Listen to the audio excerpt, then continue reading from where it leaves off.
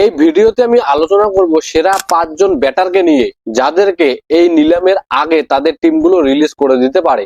এই লিস্টে 1 নম্বরে আছে ভেঙ্কটেশ আইয়ার। ভেঙ্কটেশ আইয়ারকে কলকাতা যে রিলিজ করবে এটা এক প্রকার নিশ্চিত ধরে নিতে পারেন। আর এর পিছনে একটা কারণ, যেমন তার খারাপ পারফরমেন্স, কিন্তু তার থেকেও বড় কারণটা হচ্ছে তার দামটা 23.75 কোটি টাকা। আগেরবার মেগা অকশনে কলকাতা তাকে 23 কোটি টাকায় নিয়ে একটা বড় ব্লান্ডার করে ফেলেছিল। সেই ব্লান্ডারটাকে এবার তারা অবশ্যই শুধরোতে চাইবে। হ্যাঁ, ভেঙ্কটেশ আইয়ার অবশ্যই ভালো প্লেয়ার, কিন্তু 23 কোটির প্লেয়ার তো তিনি না। কোনো অসম্মান করার জন্য আমি বলছি না, কিন্তু 23 কোটি টাকা ভেঙ্কটেশ আইয়ারের জন্য না। এত বড় একটা অ্যামাউন্টের প্রেসার তার উপরে কিন্তু আমরা দেখতে পেয়েছিলাম 2025-এর আইপিএল এ। 2025 আইপিএল এ ভেঙ্কটেশ আইয়ার 7 ইনিংসে মাত্র 142 রান করেন, অ্যাভারেজ 20 আর স্ট্রাইক রেটও 139। প্রথমত 23 কোটি টাকার প্রেসার, তার উপরে কলকাতা তাকে তার ন্যাচারাল ব্যাটিং পজিশনটাও দিতে পারেনি। ভেঙ্কটেশ আইয়ার যখনই সাকসেসফুল হয়েছেন তখনই তিনি টপ অর্ডারে ব্যাটিং করেছেন, হয় ওপেনার বা 3 নম্বরে। কিন্তু এই আইপিএল এ কলকাতা তাকে টপ অর্ডারে জায়গায় দিতে পারেনি, তাকে মিডল অর্ডারে ফ্লোটার হিসেবে বা ফিনিশার হিসেবে ব্যবহার করতে চেয়েছে, যেটা একদমই কাজে আসেনি। আর এর ফলে ভেঙ্কটেশ আইয়ারের 2025 সিজনটা ভ্যালু ফর মানির দিক দিয়ে সব থেকে খারাপ সিজন গুলোর মধ্যে একটা হয়ে দাঁড়িয়েছে। ফলে কলকাতা যদি তাকে টিমে রাখতেও চায়, তবুও তাকে নিলামের আগে রিলিজ করে দেবে এবং পরে নিলাম থেকে কম টাকায় কিনে নেবে। কিন্তু কলকাতা যে তাকে রিলিজ করবে এটা এক প্রকার নিশ্চিত ধরে নিতে পারেন।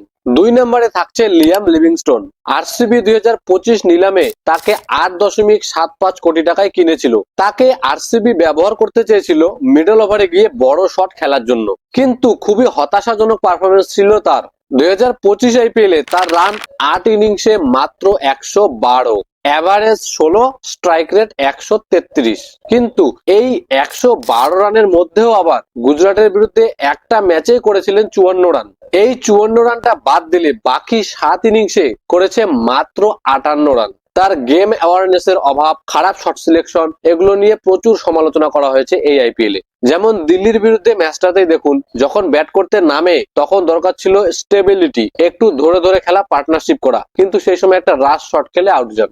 লিভিংস্টোনকে নেওয়ার পেছনে অন্যতম কারণ ছিল তার স্পিন বোলিং, কিন্তু তার এই খারাপ ব্যাটিং পারফরমেন্সকে তার বোলিং দিয়ে কভার আপ করতে পারেনি সে। মাত্র 5টা ম্যাচে বল করার সুযোগ পায়, আর এই 5টা ম্যাচে উইকেট নিয়েছে মাত্র 2টা। বোলিং অ্যাভারেজ 38 আর ইকোনমি রেটও 8-এর উপরে। আরসিবি থেকে যে কাজগুলোর জন্য নিয়েছিল তার কোনোটাই লিভিংস্টোন করতে পারেনি, প্লাস তার দামও 8 কোটির উপরে। তাই আরসিবিও এই নিলামের আগে লিভিংস্টোনকে ছেড়ে দিতে পারে। 3 নম্বরে থাকছেন গ্লেন ম্যাক্সওয়েল। পাঞ্জাব তাকে কিনেছিল 4.2 কোটি টাকায়। চোটের জন্য পুরো সিজনটা খেলতে না পারলেও যতগুলো ম্যাচই খেলেছেন সেখানেও তিনি একদম ভালো পারফরমেন্স করতে পারেননি। 6 ইনিংসে করেছে মাত্র 48 রান, 8-এর অ্যাভারেজ আর স্ট্রাইক রেটও 97। ম্যাক্সওয়েলের মতো একজন পাওয়ার হিটারের অ্যাভারেজ যদি 100-র নিচে থাকে, সেক্ষেত্রে বোঝা যায় যে তিনি তার ফর্মেও ছিলেন না এবং তার ইন্টেন্ট বা এক্সিকিউশন বা শট সিলেকশন এগুলো তো খুবই খারাপ পারফরমেন্স দেখিয়েছেন। ম্যাক্সওয়েলের বদলি হিসেবে পাঞ্জাব কিংস মিচেল ওয়েনকে নিয়ে এসেছিল, যার স্টেক এখন উপরে গেছে। ভারতের বিরুদ্ধে সে ভালো পারফরমেন্স দেখিয়েছে, তাই ম্যাক্সওয়েলের বয়সের কথা বিবেচনা করে, তার পারফরমেন্স দেখে বা তার চোটের কথা বিবেচনা করে এবং তার রিপ্লেসমেন্ট হিসেবে যাকে নিয়ে এসেছিল সেই মিচেল ওয়েনের পারফরমেন্স দেখে পাঞ্জাব কিংস অবশ্যই ম্যাক্সওয়েলকে ছাড়ার কথা ভাববে। এরপর 4 নম্বরে জেক ফ্রেজার ম্যাকগার্ক। 2024 আইপিএল এ জেক ফ্রেজার ম্যাকগার্ক দিল্লির হয়ে দুর্দান্ত পারফরমেন্স করেছিল। 9 ইনিংসে করেছিল 330 রান, কিন্তু তার থেকেও বড় বিষয় ছিল তার স্ট্রাইক রেট। সেই 330 রানটা সে করেছিল 239-এর স্ট্রাইক রেটে। এজন্য 2025-এর নিলামে দিল্লি আরটিএম এর ব্যবহার করে তাকে 9 কোটি টাকায় কিনেছিল, কিন্তু পারফরমেন্সের দিক দিয়ে এক্সপেকটেশনের ধারে কাছেও সে যেতে পারেনি। 6 ইনিংসে করেছে মাত্র 55 রান, অ্যাভারেজ 9 আর স্ট্রাইক রেটও মাত্র 105। ফলে এই নিলামের আগে দিল্লি তাকে অবশ্যই ছেড়ে দিতে চাইবে।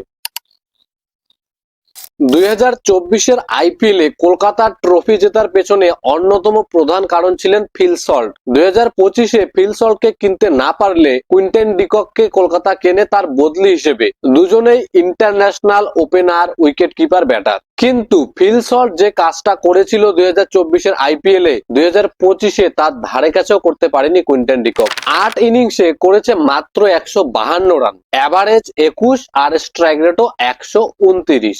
একটা ম্যাচে সে ভালো পারফরমেন্স করেছিল, রাজস্থানের বিরুদ্ধে চেস করতে নেমে শেষ অব্দি টিকে থেকে একটা 97 রানের দুর্দান্ত ইনিংস খেলেছিল এবং একা হাতেই কলকাতাকে ম্যাচটা জিতিয়েছিল। কিন্তু এই 97 রানটা যদি বাদ দেই তাহলে বাকি 7 ইনিংসে মাত্র 55 রান করেন। পরপর কয়েকটা ম্যাচতে সে 4-1-1-2-9 এরকমও রান করে, আর তার 129-এর স্ট্রাইক রেটটা বর্তমানের মডার্ন টি-20 ওপেনার হিসেবে অনেকটাই কম। তাই কুইন্টন ডিককেও রিলিজ করার কথা কলকাতা ভাবতে পারে। তাহলে আমার মতে এই হলো টপ 5 ব্যাটার যাদেরকে তাদের টিমগুলো নিলামের আগে রিলিজ করতে পারে। 1 নম্বরে ভেঙ্কটেশ আয়ার, 2 নম্বরে লিয়াম লিভিংস্টোন, 3 নম্বরে ম্যাক্সওয়েল, 4 নম্বরে জেক ফ্রেজার ম্যাকগার্ক আর 5 নম্বরে কুইন্টন ডিকক।